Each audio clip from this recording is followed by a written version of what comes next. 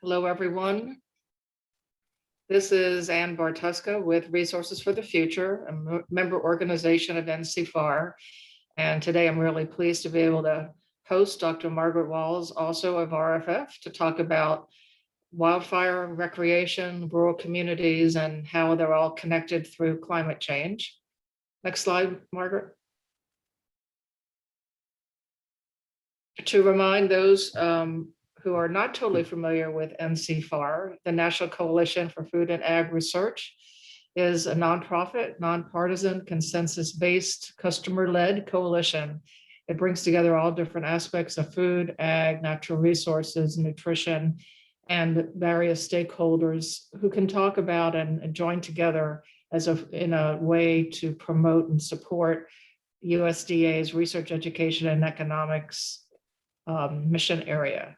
So we are advocacy, we are into education, and we're into communications. And so this Lunch and Learn series is part of the education and communication aspect of our portfolio.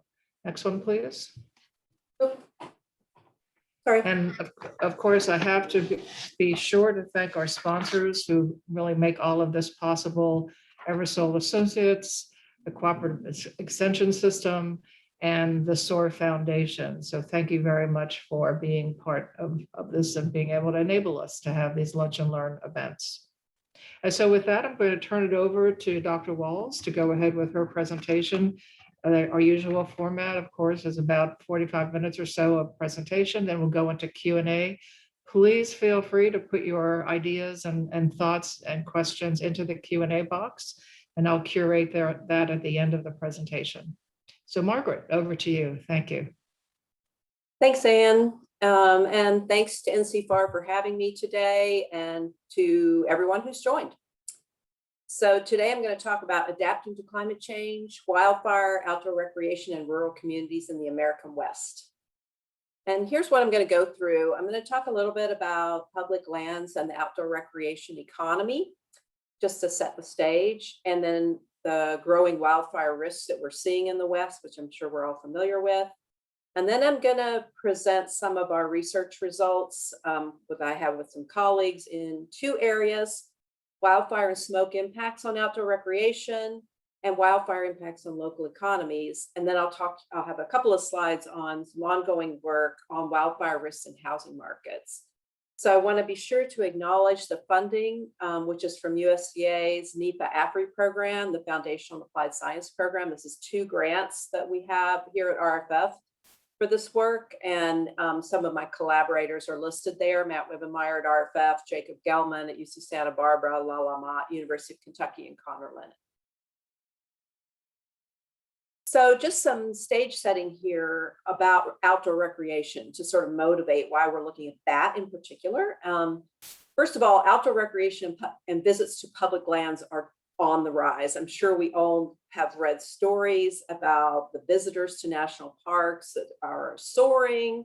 The 6 highest visitation years on record are 2014 to 2019. BLM lands, Forest Service, state parks, everything's pretty much increasing. And that's also reflected in economic statistics. So the US Bureau of Economic Analysis now does an outdoor recreation economy satellite account. And they tallied up that in 2019, outdoor recreation economy accounted for 2.1% of GDP and $460 billion. In the West, it's higher. They now do these numbers by state. So in Montana, for example, outdoor recreation accounts for 4.2% of the economy. 13 states have these new offices of outdoor recreation, and these are like mostly economic development oriented offices. So, states have state park offices and other kinds of things around outdoor recreation, but these new offices, relatively new, are really about growing local economies, especially in rural areas around outdoor recreation. I'm going to show some findings from some other studies before I talk about our own research here at RFF, but there's a growing number of studies that have looked at how public lands and natural amenities drive population and economic growth. There's a few references there.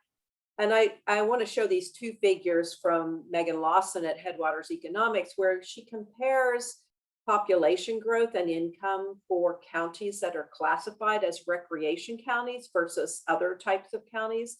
These classifications of counties come from the USDA's Economic Research Service. So they go in and look at sort of how much of a local economy, county's economy is accounted for by different things. And then they have about 5 different classifications, and recreation is one of them. So if you look at these two bar graphs here, you can see that the green is the recreation counties.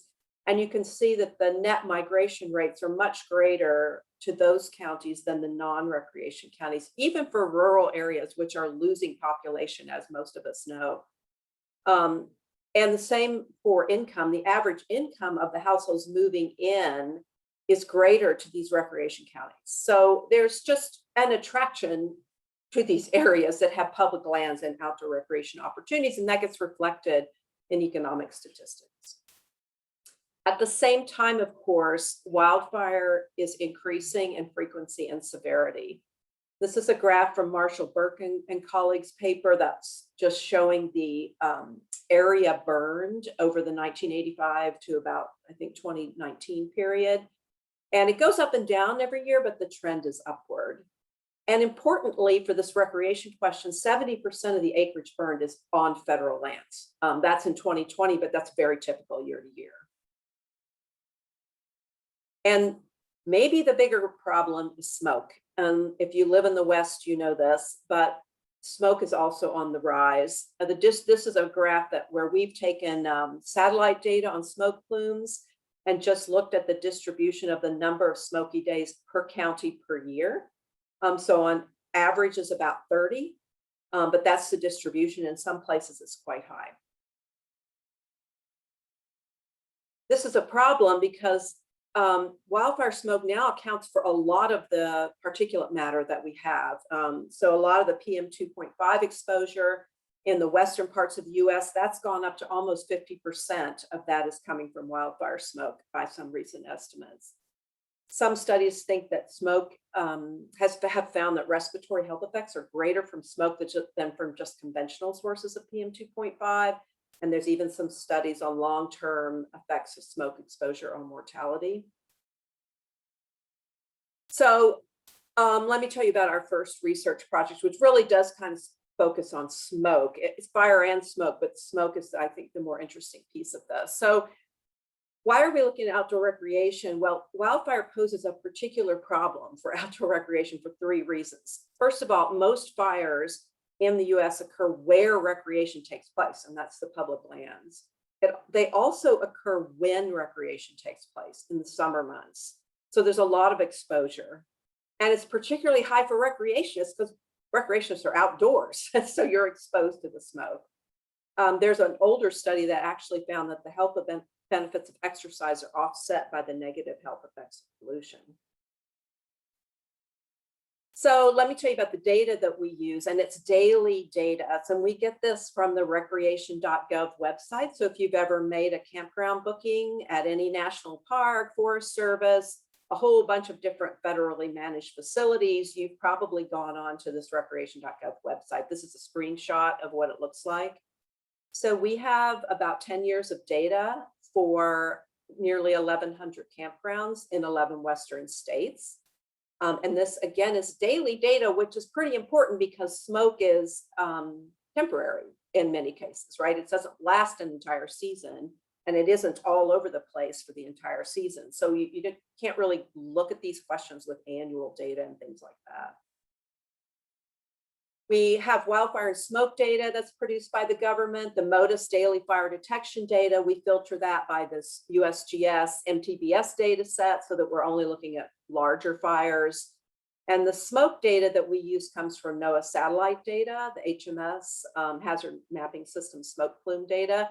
And we actually combine that with some EPA ground level PM 2.5 monitoring data to ensure we're really looking at pollution and not just high level smoke plumes.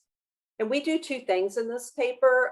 We look at just to tally up and estimate how many camper days, and then we take that up to visitor days, that are affected by fire and smoke over this 10-year period. So just how many people are breathing unhealthy air or near fire. And then we do some modeling of avoidance behavior. And then when we do that, we look at cancellation rates. So this is reservation data. You're making a reservation to camp, and then you can go cancel it. So we look at those cancellation rates and campground occupancy rates as functions of the fire and smoke conditions to see if people are changing their behavior in response to fire and smoke. So here's the first set of results, which is just how many people are affected. So first things first, the bar on the right for smoke is much higher than the bar on the left for fire. So 3 times as many people are affected by smoke as fire. And when we say affected by fire, we're looking at whether fire is within 20 kilometers of the campground. We've looked at different distances, but this is what we're showing here. We find that about 400,000 people per year on average are camping under adverse smoke conditions. And importantly, that's a pretty conservative estimate because of this adjustment we do with the ground level monitors. If you just look at the smoke plumes, that number is about 1.5 million.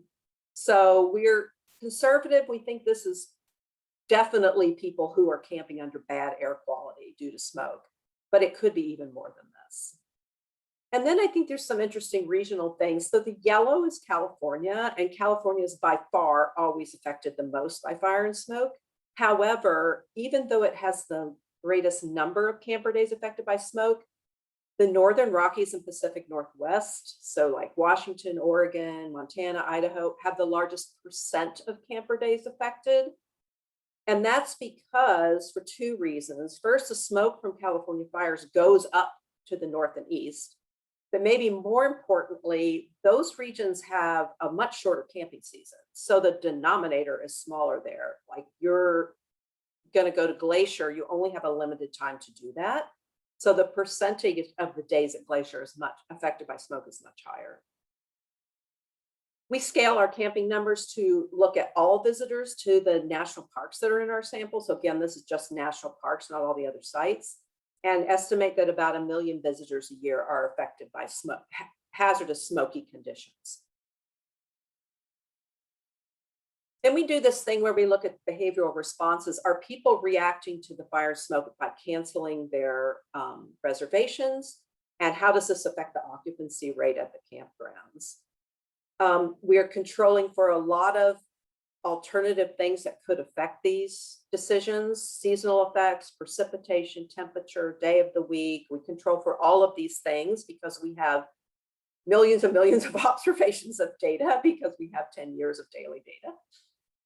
So we're looking at these 2 outcome measures: occupancy rates at campgrounds and the cancellation rate. And that's cancellation rate within a week of arrival. So it's when you know that there will be smoke. So what we find, I'm not showing regression result tables here, but I'll just explain what we found. First, we do find statistically significant negative impacts of fire and smoke on campground use. Those are very robust findings. We always find that with different specifications. However, the magnitudes, especially for smoke, are quite small. In other words, while there is an effect of smoke on people's decisions to go, it's not a very big effect. So if you look down at the bottom at the occupancy rates on this table, we only find that the occupancy rate, which averages about 31% across the campgrounds for all years, that only goes down by 1.1 percentage points. So most people are continuing to go. Cancellation rates also don't change by very much. So when I tell people these results, and we talked about this a lot about a year ago, and there were a lot of stories in the press about people not going outside, canceling trips that were anecdotal in nature. But then I've heard other people say, for example, somebody told me, I live in Bend, Oregon, and it looks like everybody's still coming. So this is what we find on average across 10 years of data, that we do not see much change as a result of smoke. So one speculation we have is constraints on visitors' vacation times or campground availability. If you cancel a trip, you might not be able to go for the rest of the year. That graph on the right is from an earlier study I did with some colleagues where we just looked at this data in a more simple way. And that's Zion National Park, just as one example. And 3 years of data, and you can see that the campgrounds are basically full for the summer months. And we all know this. I mean, if we're trying to go to Zion, we have to plan way in advance. But if you're deciding to cancel, you might just say, well, I need to go. I want to go. It's the the trip I've been planning for many years, and my kids are on school break and whatever, and I'll just deal with the smoke. So that's, we don't know for sure that this is going on, but that's one speculation we have. And before I wrap up this part of our research findings, I just want to alert people that we're still doing some work with these data and digging into this a little bit more. And that's Jacob Gelman, who's on the PhD job market this year, is primarily doing that work this fall. So stay tuned for a forthcoming paper with some more interesting smoke and recreation results. So we take this in the next step to look at whether wildfires have an impact on local economies. So most wildfires, as I said, 70% of the area burned is on public lands, on federal lands. So most wildfires are occurring in relatively undeveloped areas. So this is just two pictures. The one on the right is the fire that you might remember in New Mexico. It was in May this year, I think. And that's, a typical picture. You don't see houses. I just Googled around and found that photo.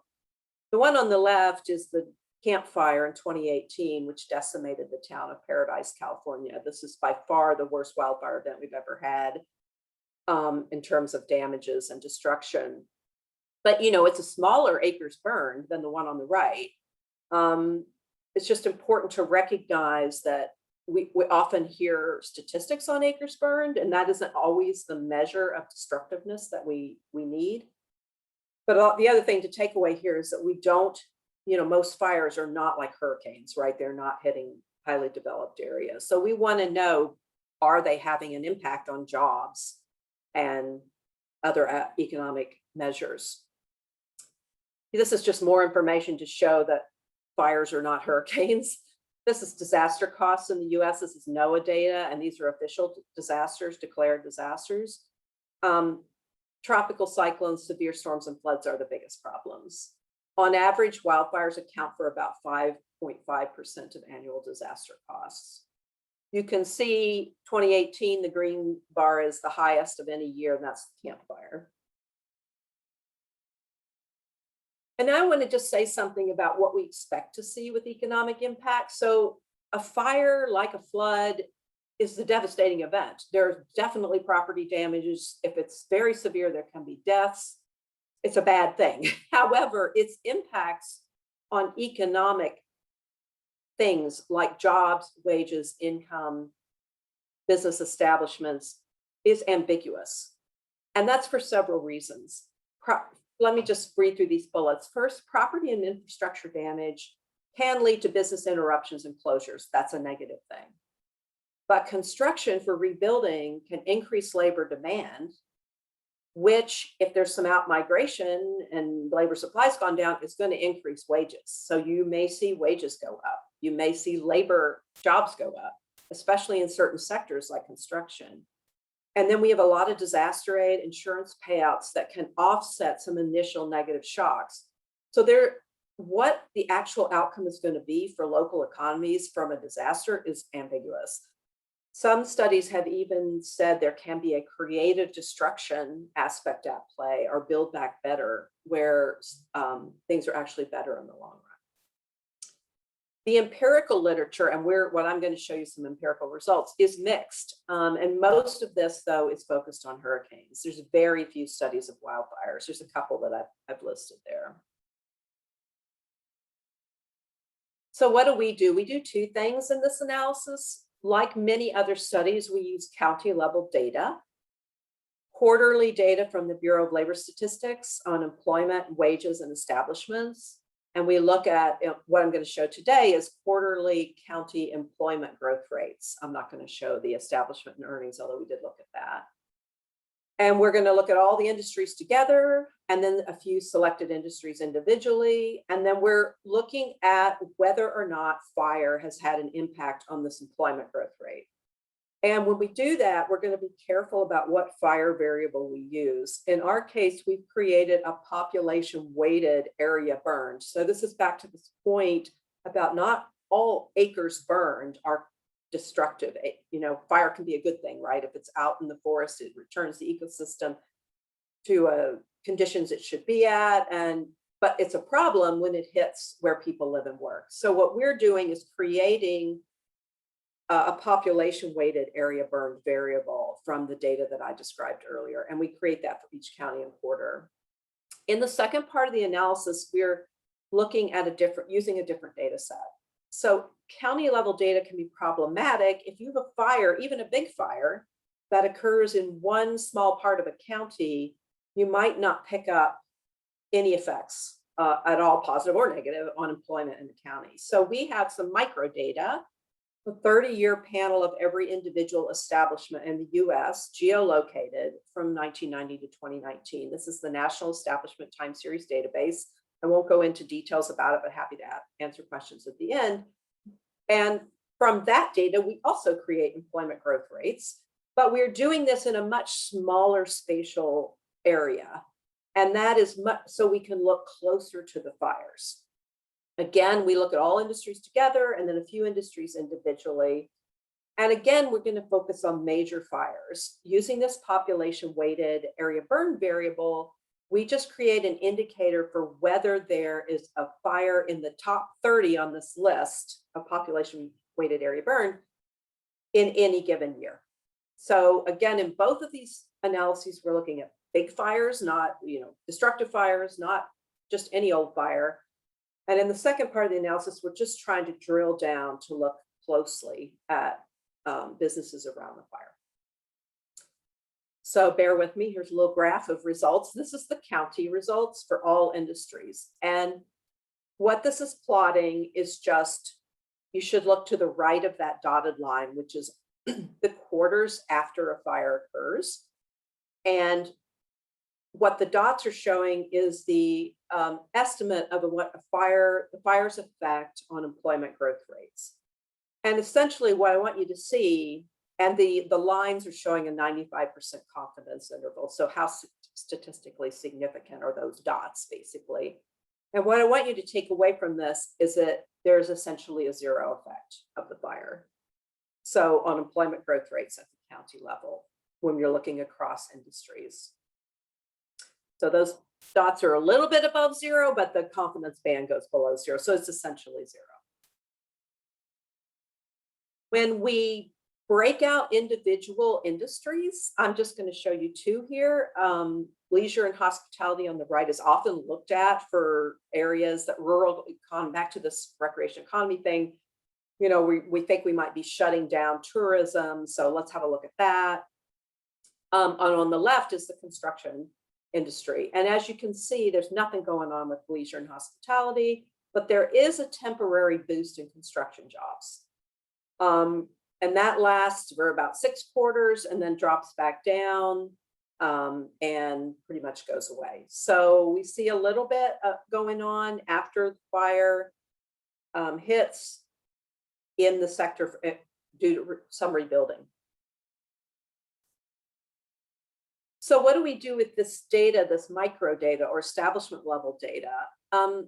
First of all, I want to say that again, those county effects could be obscuring something we might see closer to the fires. And in the case of hurricanes, there's some studies that find indeed there are negative effects if we look close to where hurricanes have hit, but not with county data.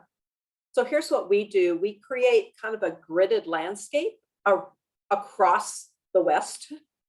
And we make these cells, these gridded cells are 16 square kilometers in size. We played around with different sizes. And then we use this data and add up the establishments in each cell. And then we create a kind of treatment and control situation. Cells that are close to the fire after a fire occurs are treatment cells. And cells that are a little bit farther away are control cells. And we again look at only major fires. Those are the ones that show up in red on that map, the top 30. I'm showing you the orange in the top 150, partly for information purposes, so you can just see them, partly because we need to make sure we don't look at those in our analysis. So we have to do some kind of careful construction of the data to make sure that we're not looking at cells that are affected by those. I think the main thing that shows up in this map is California is having most of the big fires.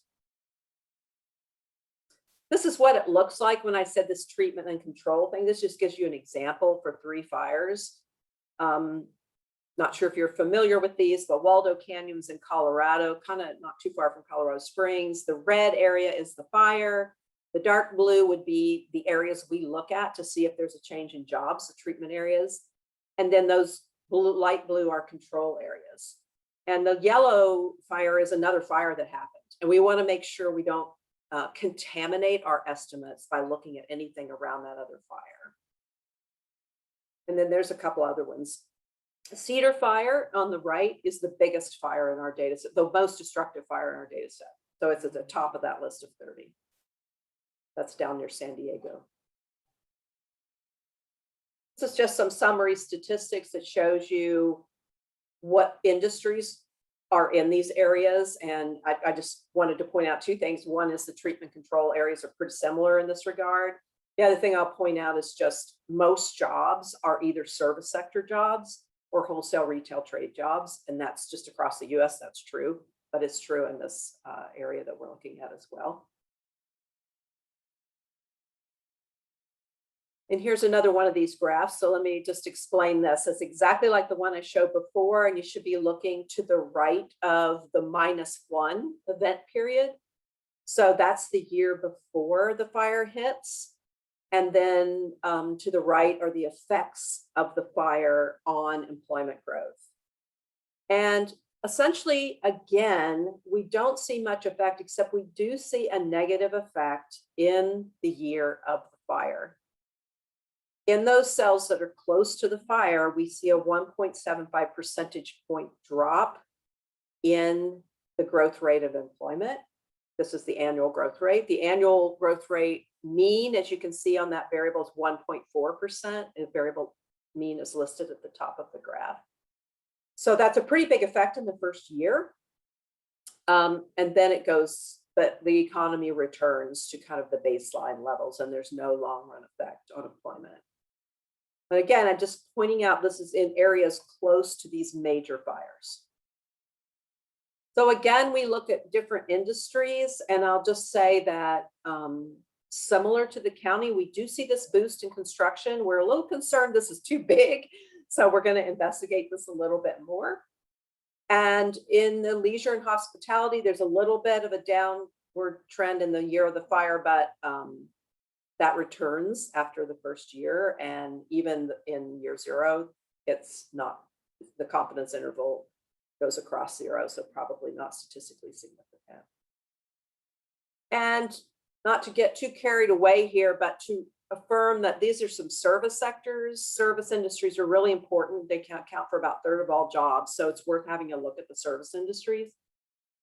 So these are just business services on the left, health and education in the middle, and then other. It's just another category if you aren't in one of the specific ones.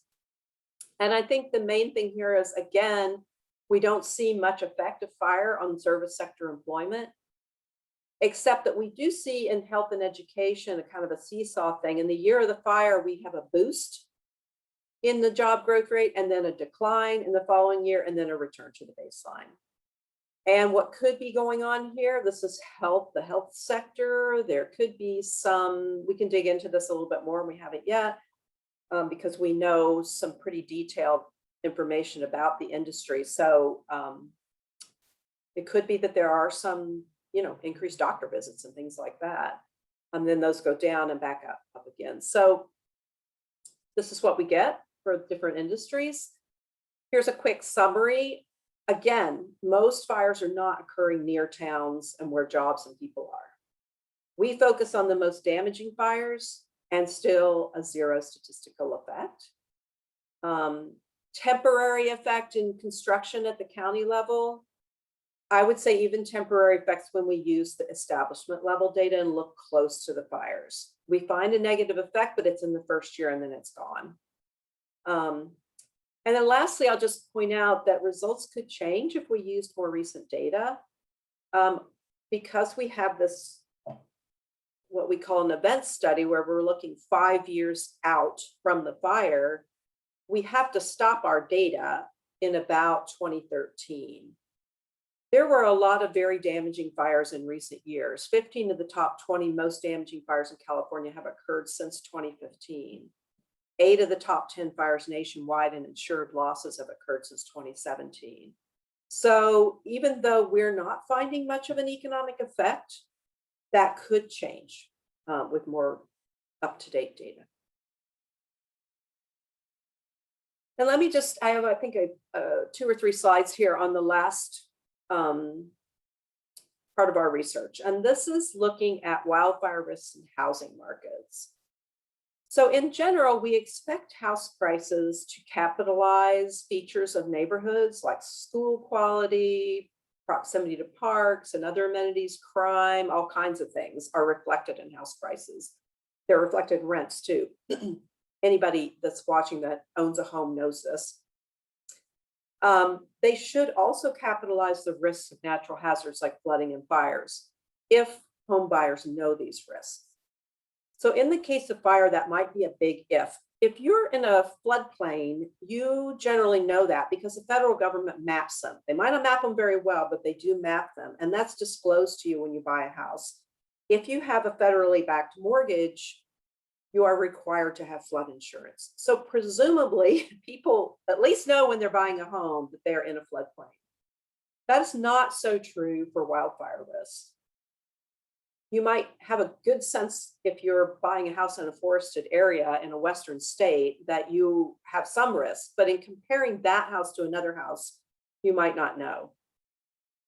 There's a little bit, California does better in this regard though, and we're going to use some California data and leverage some differences in some disclosure requirements that exist in California to kind of dig at this question of whether or not wildfire risks are capitalized in house prices.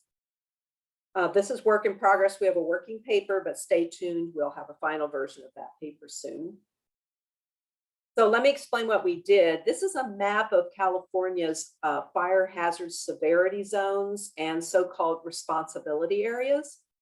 So CAL FIRE has something called the wildfire hazard severity zones, which go from moderate, high to very high, low, moderate, high, very high. And then they also have put areas into what are called local responsibility areas, where the local town is responsible for firefighting and so forth, and state responsibility areas where CAL FIRE is responsible.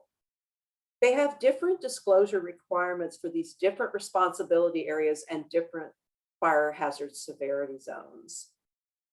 This helps us with our analysis because a challenge in any empirical studies is, first of all, disentangling the effects of amenities from risks.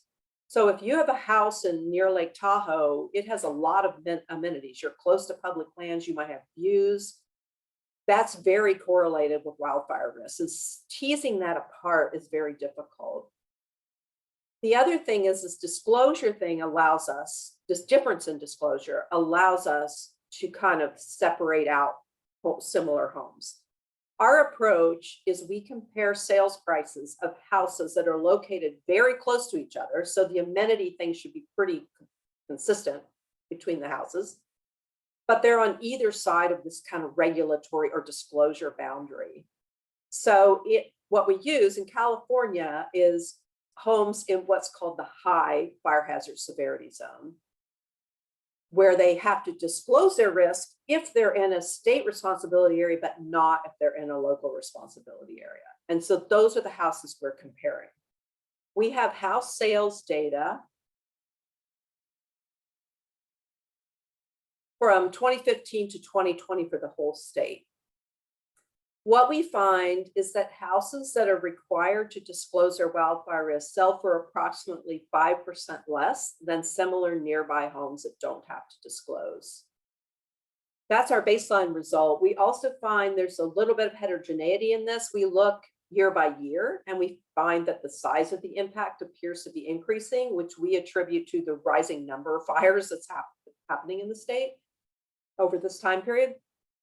We also kind of look at whether or not we get different results if we divide things up by where in the state. And we find that Southern California sees the biggest effect, about almost 8% compared to this 5% average. So why is this analysis important? First of all, we want housing markets to reflect risk.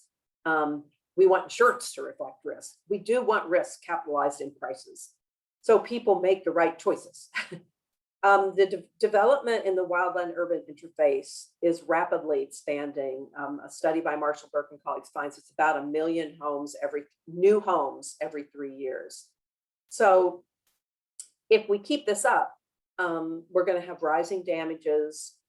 Exposure is the biggest problem here. Why are hurricanes more damaging than fire? Because there are a lot of people in harm's way. So one solution, there's many solutions that are needed, but one is to make sure housing prices and insurance rates and other things reflect risk.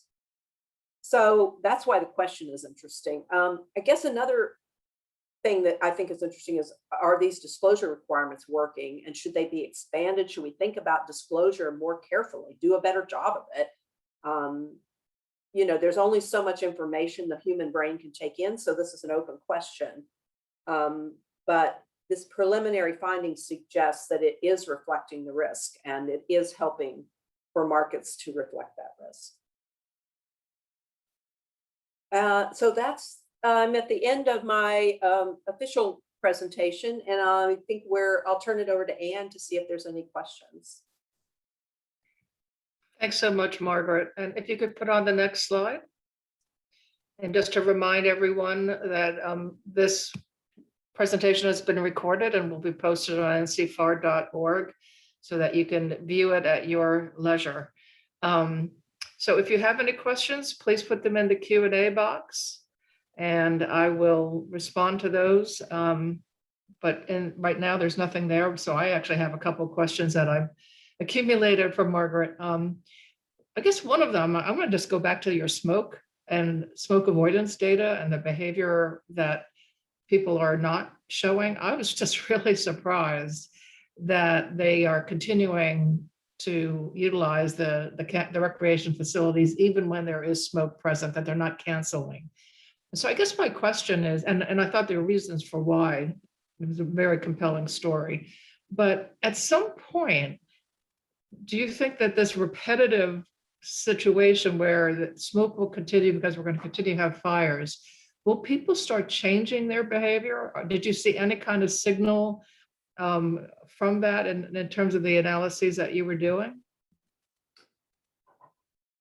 I'm trying to remember if we did anything by year or anything like that, and I can't remember right now. I mean, my feeling is, as the problem becomes more pervasive, more information is shared about the health consequences. You will start to see changes in people's behavior. However, it might not be changes in making your plan to go to camp. It might be changes in your daily behavior, going for a run or going for a hike. And, you know, those aren't things we can pick up. I think there are some data out there on, you know, people using things like Strava data and so forth that might be able to get at this. And I'd be interested to know. That'd be some interesting research to conduct, I think. Those are sort of selected samples, but I am curious about whether people are changing their behavior in that regard, sort of daily at your home, going outside behavior. But we don't see it here. And I guess I'm dubious that there would be changes. I think they're going to these parks and sites is such a big draw for people. I think a little smoke, either you don't know about it, or maybe you're coming from the east and going to the west and you don't really appreciate it. You've already made all your other plans, you've got your plane ticket. I think people are gonna put up with it. Whether that changes, I don't know. It's a good question. I think it'll be interesting to study and see. Good, thanks. So we do have a question in the queue from Rachel McClure. Her question is, the housing market in our district finds it difficult to get home insurance because of the fires. Is this something you folks have on your radar? And Rachel, you might mention what your district is that might help with an answer. She's probably muted she may be able to put it in the Q&A. I will say this is definitely on our radar. So right now with 2 colleagues at RFF, we're working on an issue brief on insurance and wildfires. in late November, early December, we're hosting an event on insurance and wildfires. The issue brief that we're writing is looking at some California data on non-renewals and so the very problem Rachel's talking about, and also signups for California's FAIR plan, which is a kind of insurance of last resort.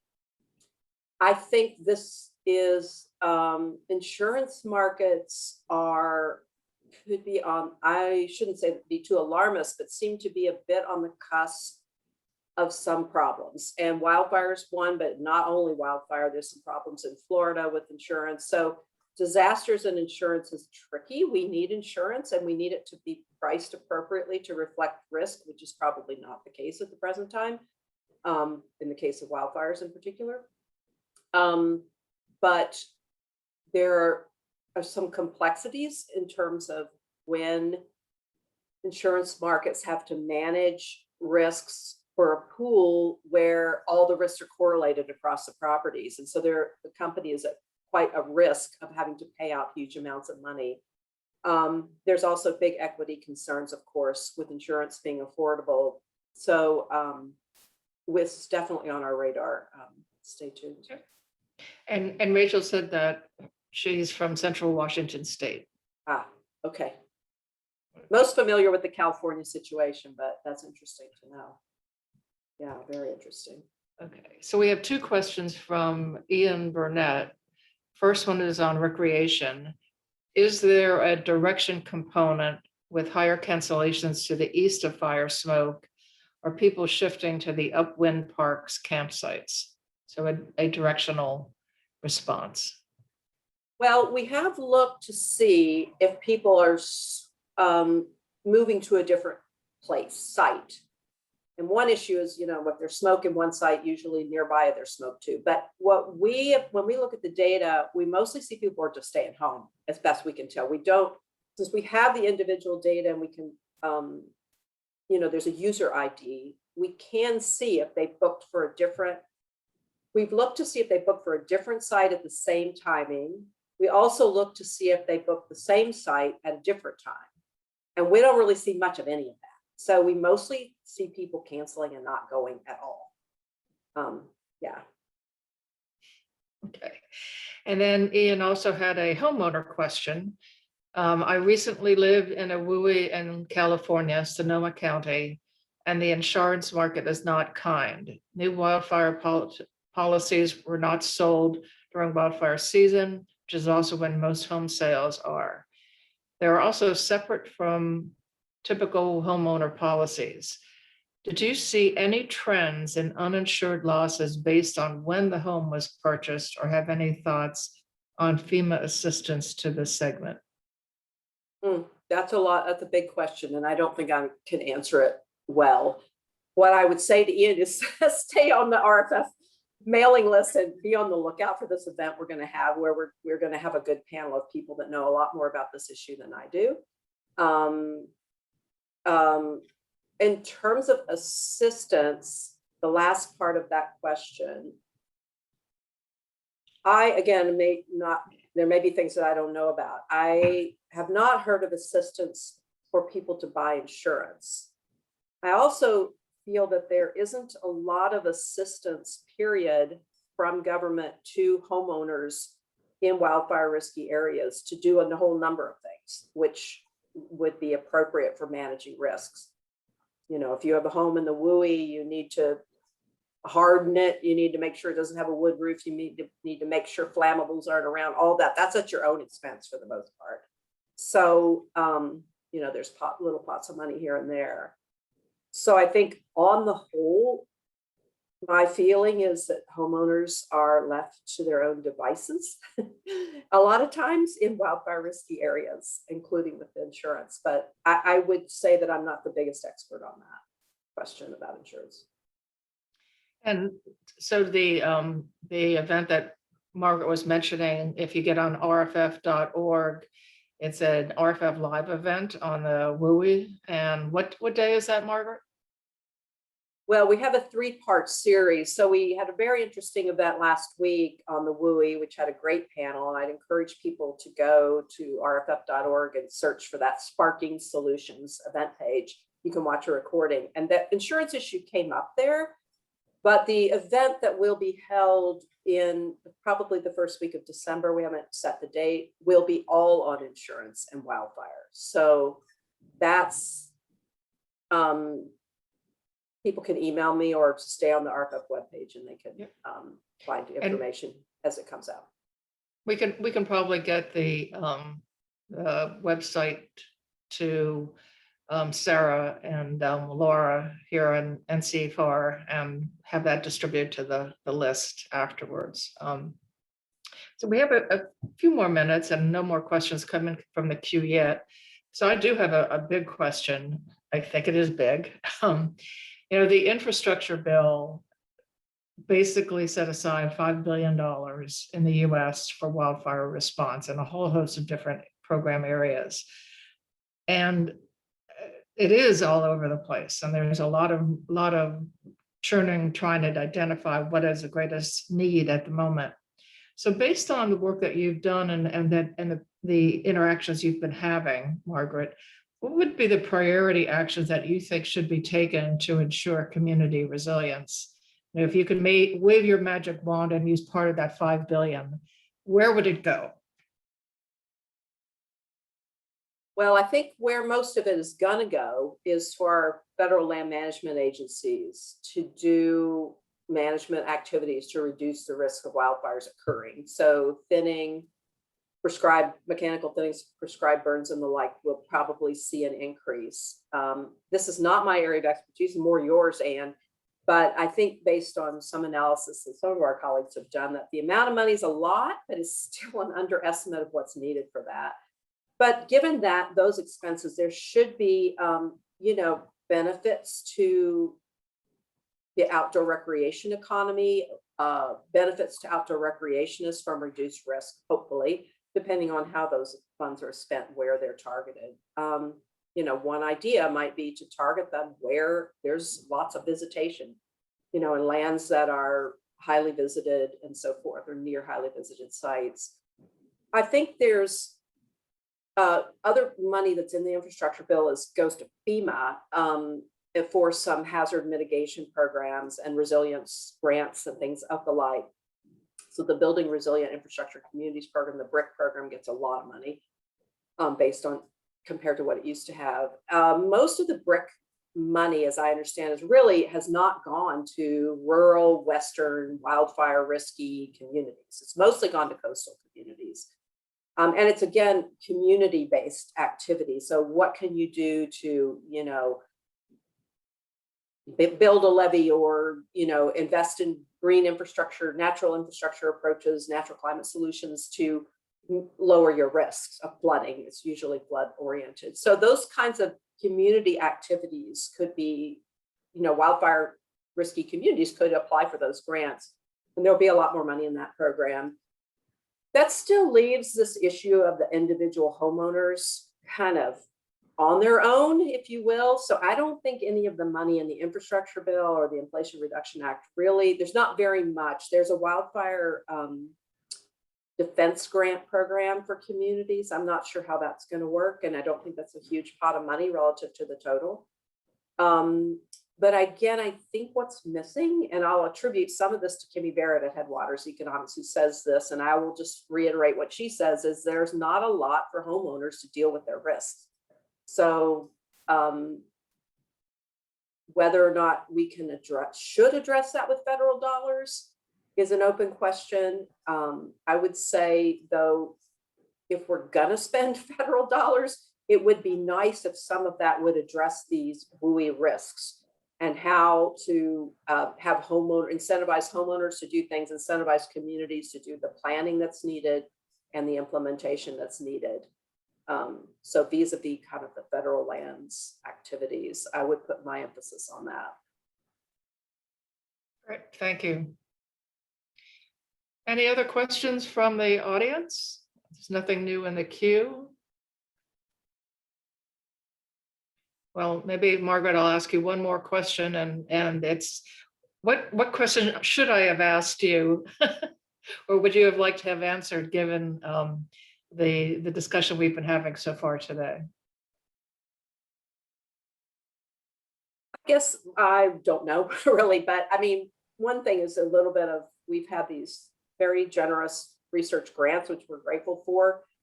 And kind of tying all this work together is something I'm sort of interested to, taking a step back, not just me, but the colleagues I'm working with, to kind of tie it together. And I think when I try to do that, I think that there are a few issues that are linked. One is, we worked on the recreation question because the recreation question and the rural economic impacts of fires were linked together. That's one grant, that's one sort of linked together project, but they're separate papers. And for me, there's sort of some interesting things that we've learned from that. One is that we might not have the community impacts from fire, the jobs and so forth, and economic impacts are not everything, right? There's a lot of welfare effects on people, on humans from fire and smoke that aren't reflected in jobs. So, but we don't see big impacts. Fires are occurring for now in relatively less developed areas. So we're not really seeing jobs hit.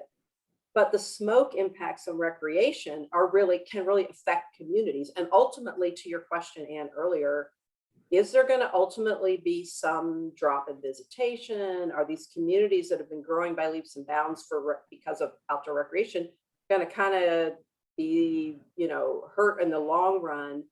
There's this kind of link between both the smoke, the activities of recreation, which are, benefits to all of us if we choose to do that because it provides benefits to us. And then local economies in these communities near these sites.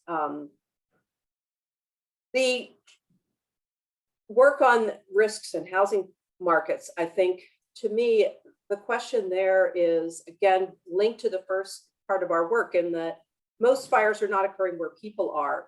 I showed a graph that showed how disaster costs are driven by floods and hurricanes. I think we want to be careful that fires don't become the hurricanes of the future. So this question of exposure to these risks and where we're going to develop are really critical. And so we need to understand how housing markets work, how we can maybe guide those markets in such a way that we're reflecting the risks and reducing the building that's happening in the WUI and the highest risk areas. And that's sort of next steps in what we're looking at, actually. So maybe just in addition to this last response, a question just came in from Hannah Hennighausen. Excuse me, Hannah. Can you speak to development pressures in the California WUI in light of the housing crisis?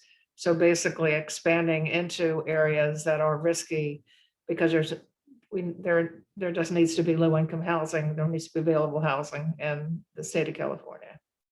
Well, I really encourage Hannah to listen to that WUI panel event that we had at RFF last week, because this was a main topic of conversation. And we had a town manager from a town in California who talked about this challenge of addressing housing, much needed housing supply to keep house prices from exploding as they already have, and also managing your risk and not developing in areas that aren't really sustainable to develop.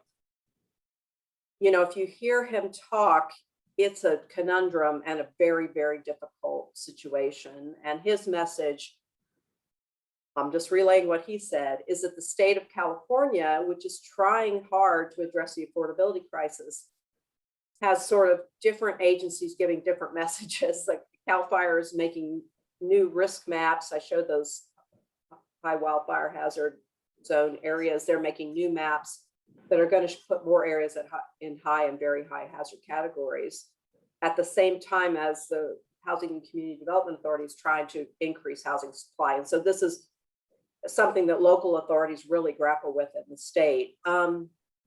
I think this is an area for new research, where new research is needed. My own personal opinion is, I'm not sure we're not making a problem when we talk about this. I'm not sure that the housing affordability crisis is completely linked to the wildfire risk question. I think we can manage housing supply in such a way in most parts of the state and also address wildfire risk. I don't want to be too controversial in saying that, but I really think this is a great area for people to be doing some research on this question. So Margaret, we're going to end the questions, maybe back up one slide so that people can see your email address again, since you've made the offer about reaching out to you, walls@rff.org. And I'd like to thank you personally for joining us here today and giving us a summary of some really excellent projects that have been funded through USDA and the NCFAR program. And I think we're all can stay tuned because it looks like some additional research is going to be, or some other papers are going to be coming out shortly. So thanks so much. And to all of you who participated, really appreciate your excellent questions and your being on the line today, and more to come in the future from NCFAR. So thank you very much and Thanks, have a great everybody. bye.